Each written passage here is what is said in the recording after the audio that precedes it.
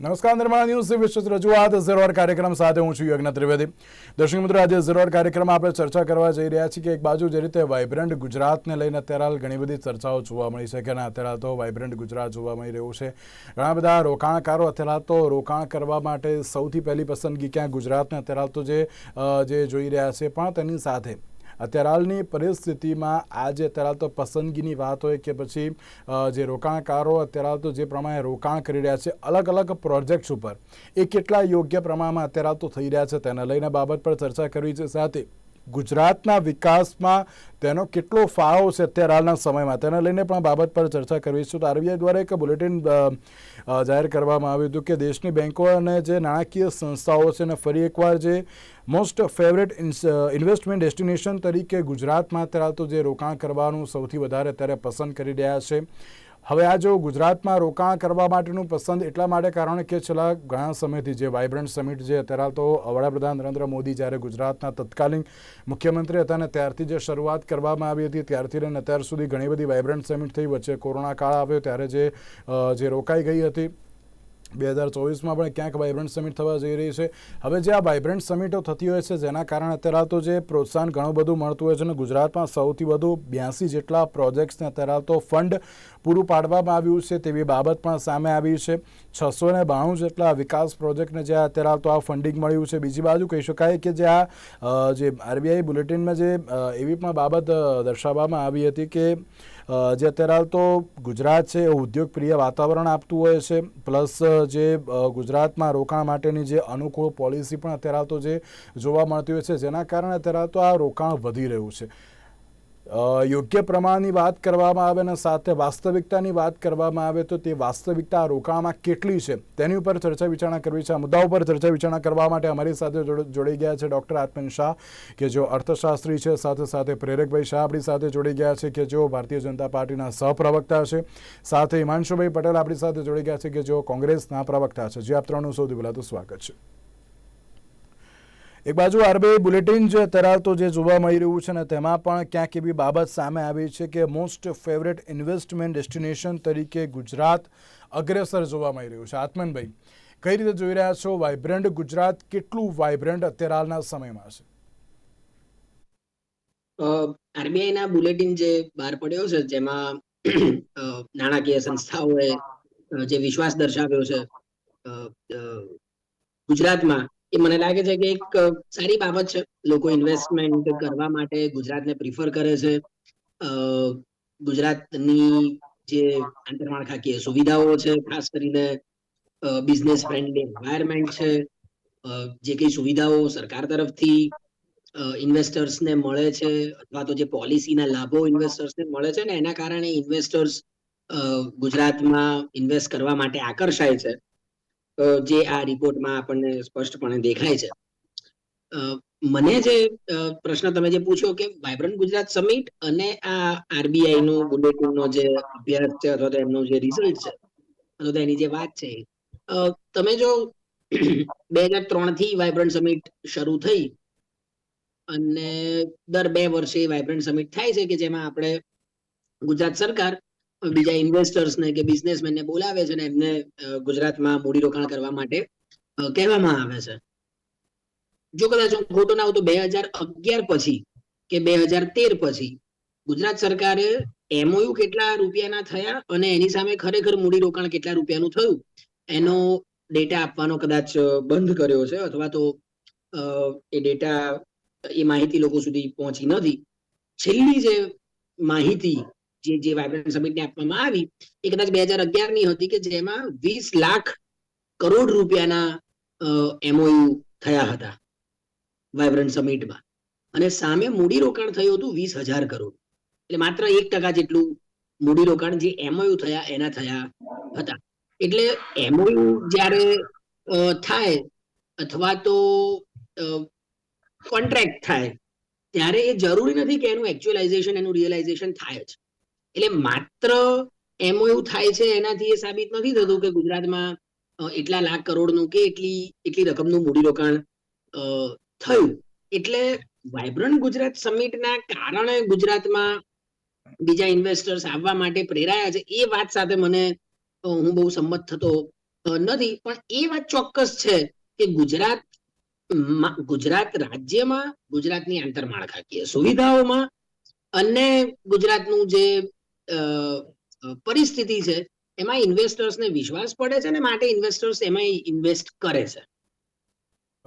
એક બાજુ અત્યારે હાલના જો સમયની વાસ્તવિકતાની વાત કરવામાં આવે તો ક્યાંક વાસ્તવિકતા અલગ જ જોવા મળી રહી છે. તે બાબત સાચી તો છે, કારણ કે જો ઘણા બધા જે કરોડોના અત્યાર સુધી, હું તો જે રીતે 2003ની વાત કરીએ, 2003થી જે શરૂ થઈ ત્યારથી લઈને અત્યાર સુધી, આ તો માત્ર 10 જ વર્ષની વાત થઈ છે, જેમાં 692 જેટલા પ્રોજેક્ટ્સને અત્યારે તો ફંડ મળ્યું છે. તે બાબત તો સામે આવી છે, પણ યોગ્ય વાસ્તવિકતા અત્યારે તો ગુજરાતમાં કેટલી છે તેને લઈને તો અત્યારે તો આંકડા સામે આવે તે પણ જરૂરી છે. હિમાંશુભાઈ, આપને શું લાગી રહ્યું છે? આમ વાઇબ્રન્ટ ગુજરાતની વાત અત્યારે તો કરવામાં આવતી હોય છે, પણ જે અત્યારે તો રોકાણના જે આંકડા સામે આવ્યા છે, ફંડની બાબત જે સામે આવી છે, કઈ રીતે આપ જોઈ રહ્યા છો?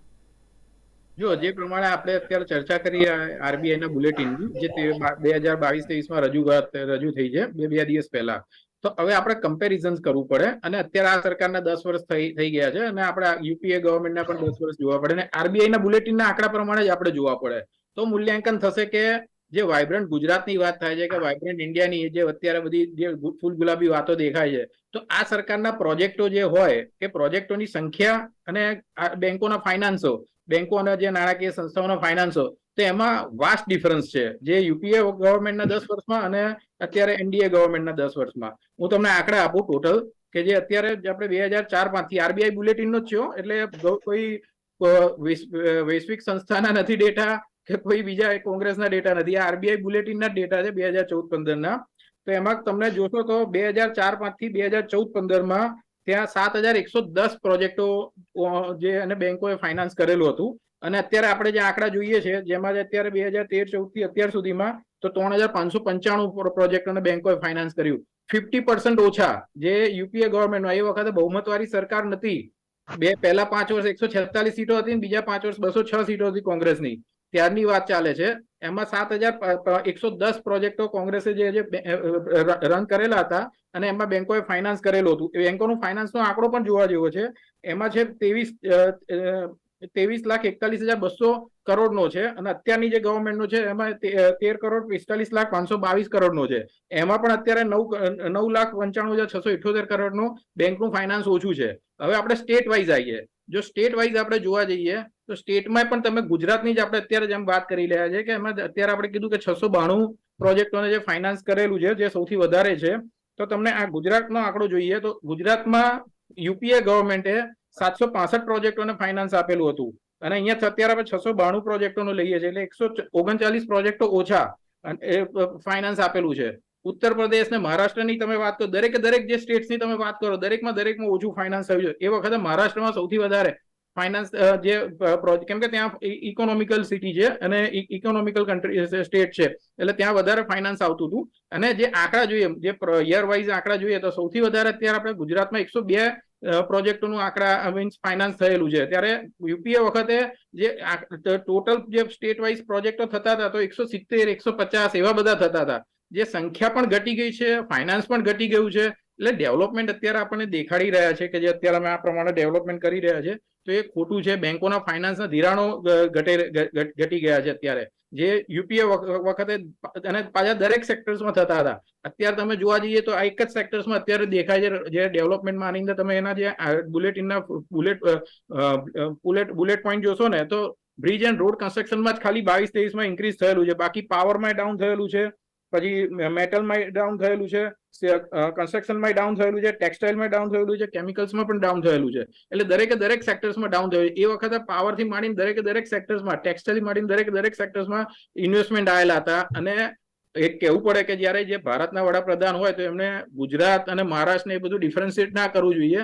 દરેક સ્ટેટ્સમાં એમને ડેવલપમેન્ટના પ્રોજેક્ટો ડેવલપ કરવા જોઈએ અને ફાઇનાન્સ પ્રોવાઈડ કરવું જોઈએ. પણ જો આપણે ગુજરાતમાં વાત કરતા, ગુજરાતમાં જે હું આપી રાખું, પણ તોય તમે આજે ગુજરાતના સીએમ હતા, અત્યારે ગુજરાતના જે આપણે કહીએ છીએ ગુજરાતમાંથી આવેલા જે વડાપ્રધાન, તોય તમે ઓછું જે પ્રોજેક્ટો અહીંયા સેન્કશન કરેલા, જે યુપીએ ગવર્મેન્ટે સૌથી વધારે પ્રોજેક્ટો ગુજરાતને સેન્કશન કરેલા છે. એટલે આ એક જાતનો અન્યાય કહેવાય. ક્યાંક અત્યારે તો જે અલગ સેક્ટર વાઇઝ જો જોવા જઈએ તો પ્રેરકભાઈ, સવાલ એ થઈ રહ્યો છે કે જે અત્યારે તો વાસ્તવિકતા કેટલી, કારણ કે જો વાઇબ્રન્ટ સમિટની વાત થતી હોય, ક્યાંક આત્મનભાઈએ પણ કહ્યું કે જે 2 લાખ કરોડના જો એમઓયુ થતા હોય તો પણ તેની સામે ક્યાંક 20,000 કરોડ જ અત્યારે તો જે સામે મળતા હોય, એટલે કે 10% માત્ર મળતા હોય તો ક્યાંક યોગ્ય ન કહી શકાય.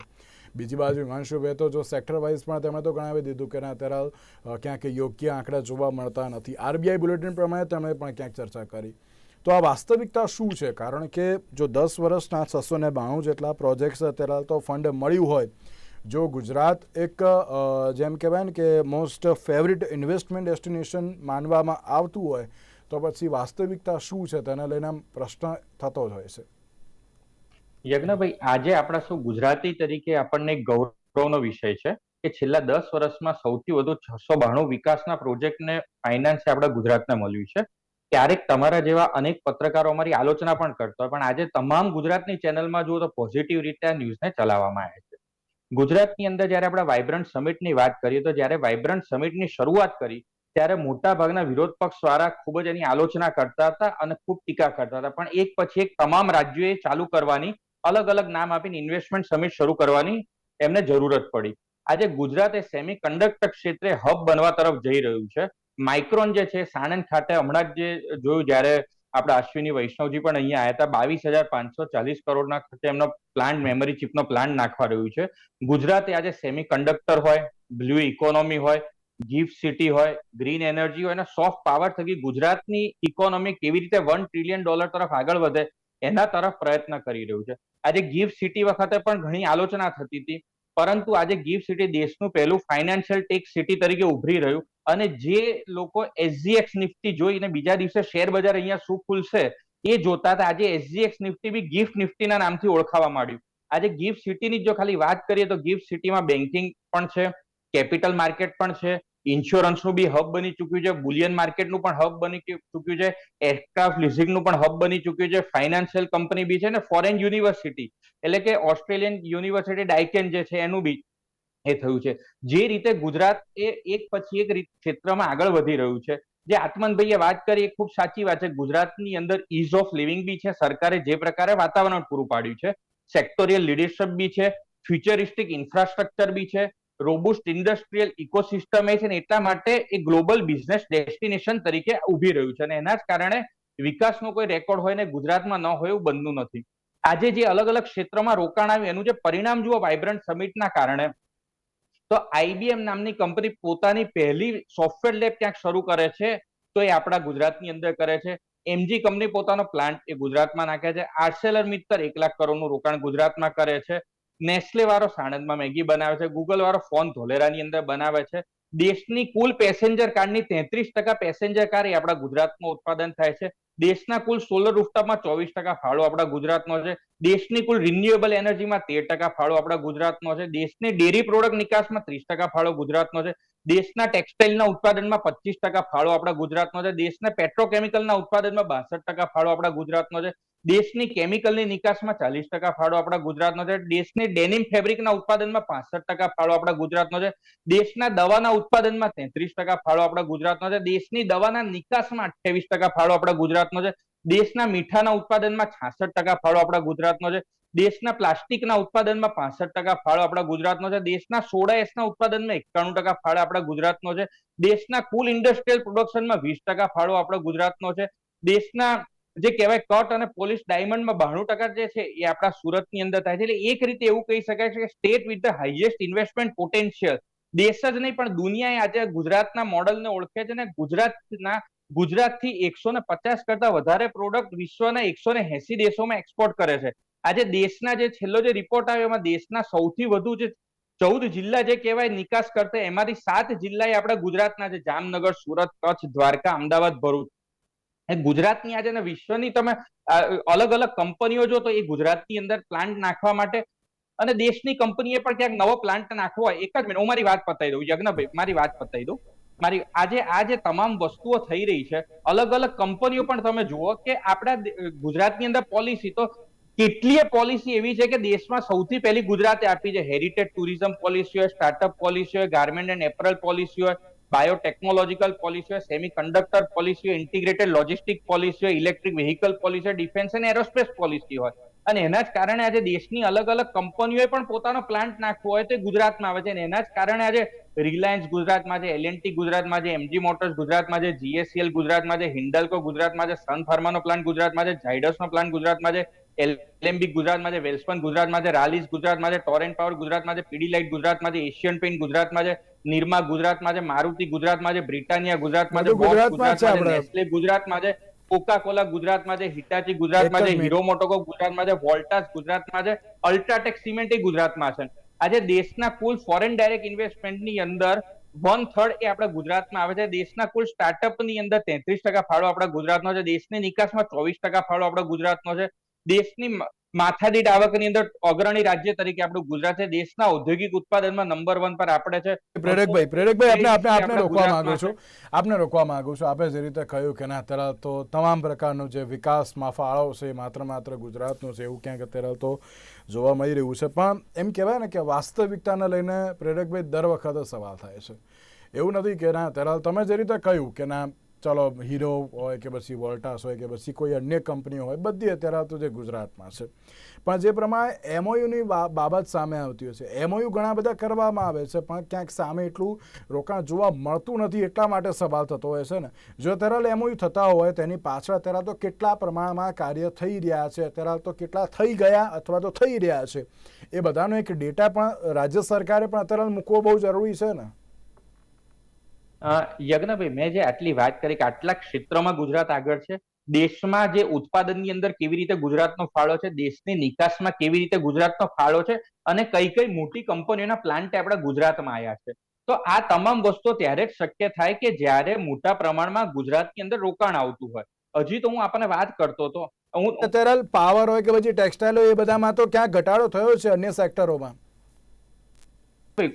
વિરોધ પક્ષ વાળા છેલ્લા 30 વર્ષથી વિરોધ પક્ષમાં છે અને છેલ્લા 30 વર્ષમાં 5 વાત ગુજરાત માટે પોઝિટિવ કે ગુજરાત સરકારના સાચા નિર્ણયનો કે એમણે આવકારી હોય ને એવી એ લોકો તમને નહીં ગણાઈ શકે, અને એટલા માટે આજે લોકો પોલિટિકલી ઇરિલેવન્ટ થઈ ગયા છે.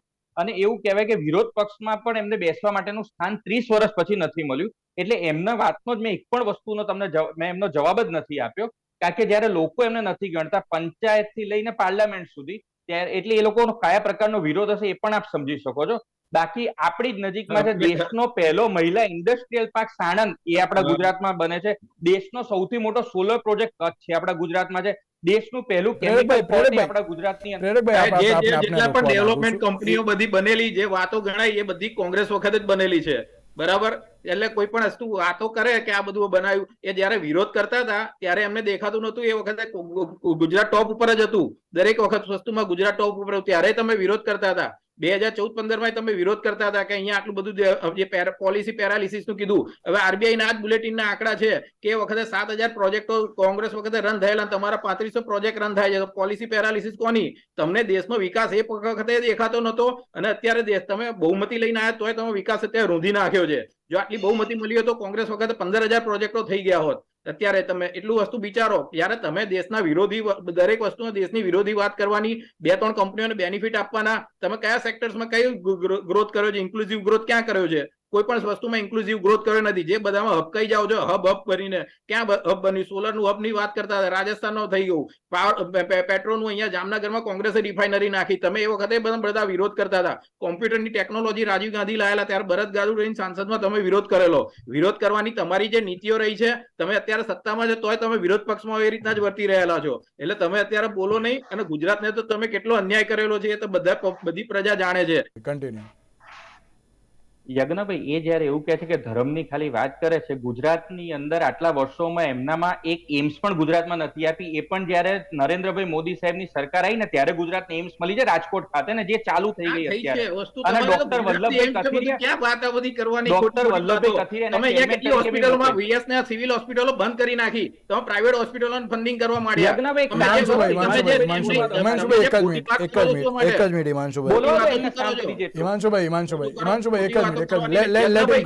પ્રમાણે ખોટી વાતો થઈ રહી છે અને ખોટા આક્ષેપો લગાઈ રહ્યા છે. હવે ત્યાં ટાઈમ તમારે 9 વાગે પતી જશે, તો મારે એનો રિપ્લાય આપવો પડે ને. સૌથી વધારે આપો છો બોલવાનો. તમે આત્મનભાઈની વાત સાંભળો. મને ખબર છે મારે કોને પૂછવાનું છે, કેટલું પૂછવાનું છે, એ મને ખબર છે. પ્રેરકભાઈ ખાલી 10 યજ્ઞભાઈ, સેકન્ડ હું પ્લીઝ. તો ખરેખર એકવાર આપને વિનંતી કરું છું કે એકવાર આપણી ચેનલના પત્રકારને અને કેમેરામેનને જોડે લઈને અત્યારે રાજકોટમાં એમ છે કેટલા લોકોની રોજની ઓપીડી ચાલે છે ને એનો એકવાર ખાલી અભ્યાસ કરી આવો ને પછી આપણી ચેનલ ઉપર બતાવો. આવી મારી આપને પર્સનલ વિનંતી છે. બાકી જો આપણે ગુજરાતની જો વાત કરીએ તો દેશનું પહેલું ગ્રીન બિલ્ડિંગ સર્ટિફિકેટ ધરાવતું રેલવે પ્રેરકભાઈ એ બધી બાબતો પછી પણ અત્યારે તો જે ક્યાંક હિમાંશુભાઈ એક બાબત કહી રહ્યા છે કે ના જે પ્રમાણે 7,000 જેટલા પ્રોજેક્ટની બાબત હતી પણ અત્યારે જે ગ્રોથ અત્યારે થવો જોઈએ એ પ્રમાણે ગ્રોથ નથી જોવા મળતો, એને લઈને શું કહેશો? ખાલી 10 સેકન્ડ. હિમાંશુભાઈ જે કહે છે ને એ વાતમાં કોઈ તથ્ય નથી. એમના ઘરેથી એમને લાયેલા આંકડા છે અને એ લોકો જે જૂઠાણાઓ ચલાવે છે એના કારણે જ એ લોકો આજે પાર્લામેન્ટમાં બી વિપક્ષના નેતાના પદ નથી અને અત્યારે બી એ નથી. એટલે એની જે છે હું તો આખી ચોપડી લઈને જ બેઠો છું ભાઈ. એની આખી ચોપડી લઈને બેઠો છું. મેં આખી ચોપડી વાંચી લીધી છે. આ 2014 સમજી ગયા? એટલે તમે મહેરબાની કરીને તમે જૂઠાણાઓ ના ચલાવો, જૂઠાણાઓ બંધ કરો. રાહુલ આજે 3 ઓકે પ્રેરકભાઈ આપને રોકવા માંગુ છું. આત્મનભાઈ, મને એક બાબતનો જવાબ આપો કે અત્યારે જે પ્રમાણે ગુજરાતમાં વિકાસની બાબતો જોવા મળતી હોય છે કે ના અત્યારે ગુજરાતે આટલો વિકાસ કર્યો, આટલી અત્યારે તો જે રોજગારી આપી, પણ મારો સવાલ હજુ પણ એ જ યથાવત છે કે જો અત્યારે MOU થતા હોય, જો પ્રોજેક્ટ્સ ઉપર અત્યારે તો કામ થતું હોય તો ક્યાંક ગુજરાતની સિચ્યુએશન ચલો ઘણી સારી હોય, તેમાં અત્યારે તો કોઈ શંકાને સ્થાન નહીં, પણ જે અત્યારે આંકડા સામે આવી રહ્યા છે, જે બાબતો સામે આવી રહી છે, જે MOU અને તેની સામે કામ સામે આવી રહ્યા છે, તેની ઉપરથી શું લાગી રહ્યું છે કે ના ગુજરાતનો અત્યારે વિકાસ કેટલા પ્રમાણમાં વધ્યો છે અથવા તો ઘટ્યો છે? આપણે જ્યારે ઔદ્યોગિક વિકાસની વાત કરતા હોઈએ અથવા તો ઇન્ફ્રાસ્ટ્રક્ચર ડેવલપમેન્ટની વાત કરતા હોઈએ અથવા તો કેટલા પ્રોજેક્ટ્સને નાણાં ફળવાયા, કેટલા પ્રોજેક્ટ્સ ચાલુ થયા કે બંધ થયા, તો એક બીજું માપદંડ છે કે રાજ્યનો અથવા તો દેશનો, જેની પણ વાત કરતા હોઈએ, રાજ્યનો જે ઔદ્યોગિક ક્ષેત્ર છે એ ઔદ્યોગિક ક્ષેત્રનો ફાળો એ રાજ્યની આવકમાં અને રાજ્યમાં જે રોજગારીનું સર્જન થાય છે એમાં કેટલો છે, એમાં કોઈ સિગ્નિફિકન્ટ વધારો કે ઘટાડો થયો છે કે નથી થયો. એટલે વાયબ્રન્ટ ગુજરાત સમિટ શરૂ થઈ એટલે 2003 થી, અને પછી તમે જો આંકડા જુઓ તો ગુજરાતના ઔદ્યોગિક ક્ષેત્રનો ફાળો ગુજરાતની આવકમાં ખૂબ વધી ગયો હોય એવું દેખાતું નથી. એ લગભગ સ્ટેગ્નન્ટ છે. શાર્પ ઇન્ક્રીઝ થયું હોય એટલે ઔદ્યોગિક ક્ષેત્રનો ફાળો ગુજરાતની આવકમાં વધી ગયો હોય એવું ગુજરાત સરકારના ડેટા જે ગુજરાત રાજ્ય સામાજિક આર્થિક સર્વેક્ષણ બહાર પાડે છે એના જ હું ડેટા તમને કહી રહ્યો છું. એવી જ રીતે ઔદ્યોગિક ક્ષેત્રનો રોજગારીમાં ફાળો પણ ખૂબ વધી ગયો હોય એવું આ આંકડા દર્શાવતા નથી. એટલે મારી કન્સર્ન એટલી છે કે 600 પ્રોજેક્ટ ચાલુ થાય કે 6000 પ્રોજેક્ટ ચાલુ થાય કે 50,000 પ્રોજેક્ટ ચાલુ થાય, 1 લાખ રૂપિયા ફળવાય કે 100 લાખ રૂપિયા ફળવાય કે 100 કરોડ રૂપિયા ફળવાય, પણ એનો ફાળો ઔદ્યોગિક ક્ષેત્રનો ફાળો દેશની આવકમાં કે જો રાજ્યની વાત કરતા હોઈએ તો રાજ્યની આવકમાં રોજગારીની દ્રષ્ટિએ વધે છે કે નથી વધતો? કારણ કે એ વધે તો આપણે કહી શકીએ કે ભાઈ એનો ફાળો ઔદ્યોગિક વિકાસમાં આપણને દેખાય છે. જો ઔદ્યોગિક ક્ષેત્ર પહેલા પણ 100 લોકોને રોજગારી આપતું હોય, 600, 700, 1000, 5000 પ્રોજેક્ટ પાસ થયા પછી કે હજારો કરોડ રૂપિયા ખર્ચ્યા પછી પણ એ 100 કે 120 જણને જ રોજગારી આપતું હોય તો પછી એની રોજગારી પર અસર નથી. એટલે માત્ર કેટલા રૂપિયા ફળવાયા કે માત્ર લોકો અહીં ઇન્વેસ્ટ કરવા માટે આવે છે, ગુજરાત પહેલેથી જ મૂડીરોકાણકારો માટેનું એક યોગ્ય સ્થાન છે જ, કારણ કે ગુજરાતની પ્રજા જ વેપારી છે. એક બાબત એ પણ આપણે પૂછવા માંગીશ કે આપણે ભારતના વિકાસની વાત કરતા હોઈએ છીએ, તેમાં એક વસ્તુ એ પણ ઇન્ક્લુડ કરવામાં આવતી હોય છે કે ના ભારતનો જે પ્રમાણેનો વિકાસ થયો છે તેમાં સૌથી મોટો ગુજરાતનો ફાળો છે. એ બાબત જે સામે આવતી છે એને આપ કઈ રીતે જોઈ રહ્યા છો કે ના આખા ભારત દેશને અત્યારે તો જો કમ્પેર ક્યાંક ગુજરાતની જોડે અત્યારે તો અન્ય રાજ્યોની સાથે કરવામાં આવે તો કેટલા પ્રમાણમાં વિકાસ થયો છે? તમે જો 1950 થી ડેટા જુઓ, ગુજરાતનો જીડીપી નો ભારતની જીડીપીમાં ફાળો કે ગુજરાતની માથાદીઠ આવકનો કે ગુજરાતની નિકાસનો ભારતની નિકાસમાં ફાળો, એવા જે 3-4 રાજ્યો છે, ખાસ કરીને ગુજરાત, મહારાષ્ટ્ર, તમિલનાડુ, એ રાજ્યોનો ફાળો પહેલેથી જ ભારતના વિકાસમાં વધારે જ રહ્યો છે. કોઈ એક સરકાર આવી પછી ખૂબ વધી ગયો કે કોઈ એક સરકાર જતી રહી પછી ખૂબ ઘટી ગયો એવું લગભગ એવા ડ્રાસ્ટિક ચેન્જ, સ્ટ્રક્ચરલ ચેન્જ મારા ધ્યાનમાં આવ્યા નથી કે આ વર્ષ પછી અચાનક વધી ગયો અને અત્યાર સુધી સ્ટેગ્નન્ટ હોય. બિલકુલ. ગુજરાત, મહારાષ્ટ્ર અને તમિલનાડુ આ 3 રાજ્યો એવા છે કે જેનો ફાળો વર્ષોથી ભારતના આર્થિક વિકાસમાં કે ભારતના આંતરરાષ્ટ્રીય વેપારમાં ઘણો વધારે રહ્યો જ છે અને એ સ્વાભાવિક છે કે એ સદંતર વધતો જ જાય. ઓકે, બિલકુલ. રૂપિયા ફળવાતા હોય, પ્રોજેક્ટ ફળવાતા હોય તો એની એ ક્ષેત્રની નો ફાળો રાજ્યની આવકમાં કેટલો છે અને એ ક્ષેત્રનો ફાળો રાજ્યમાં જે રોજગારીનું સર્જન થાય છે એમાં કેટલો છે. તો એ માહિતી ગુજરાત સરકારે બહાર પાડેલી માહિતી એવું દર્શાવે છે કે એમાં કોઈ સિગ્નિફિકન્ટ ચેન્જીસ, હું એવું નથી કહેતો કે ઘટાડો થયો છે, પણ એમાં કોઈ સિગ્નિફિકન્ટ વધારો થયો છે એવું પણ દેખાતું નથી. બિલકુલ. તો એક બાજુ જે રીતે વાઇબ્રન્ટ ગુજરાતને લઈને અત્યારે તો જે વાતો તો કરવામાં આવે છે, પણ ક્યાંક જે એક ડ્રાસ્ટિક ચેન્જ અને તેની સાથે એક સિગ્નિફિકન્ટ ચેન્જ અત્યારે તો આવવો બહુ જરૂરી છે, કારણ કે જે પ્રમાણે બુલેટિન તો જાહેર કરવામાં આવ્યું તેમાં એમ કહેવામાં આવ્યું કે ના અત્યારે તો જે વિકાસ છે તે ઘણો બધો વધ્યો છે, પણ અત્યારે તો વાસ્તવિકતા કેટલી છે તેને લઈને હજુ પણ પ્રશ્નચિહ્ન યથાવત જોવા મળી રહ્યો છે. હવે તેની સાથે સવાલ અત્યારે એક જ હજુ પણ એ જ છે કે જ્યારે ભારતના વિકાસની વાત કરવા અન્ય રાજ્યોની સરખામણીની જો અત્યારે તો ગુજરાતની કરવામાં આવે તો હવે હજુ પણ કેટલા પ્રમાણમાં હવે રાજ્ય સરકાર વિકાસ કરશે તે તો આવનારો સમય જ બતાવશે, અને આવનારા સમયમાં ઔદ્યોગિકીકરણ કેટલું વધે છે તે પણ હવે જોવાનું રહ્યું. તેની સાથે પ્રેરકભાઈ, આત્મનભાઈ અને હિમાંશુભાઈ, આપ ત્રણના આભાર અમારી સાથે ચર્ચા વિચારણામાં જોડાવા માટે. તો દર્શક મિત્રો, આજના ઝીરો આપશો. નમસ્કાર.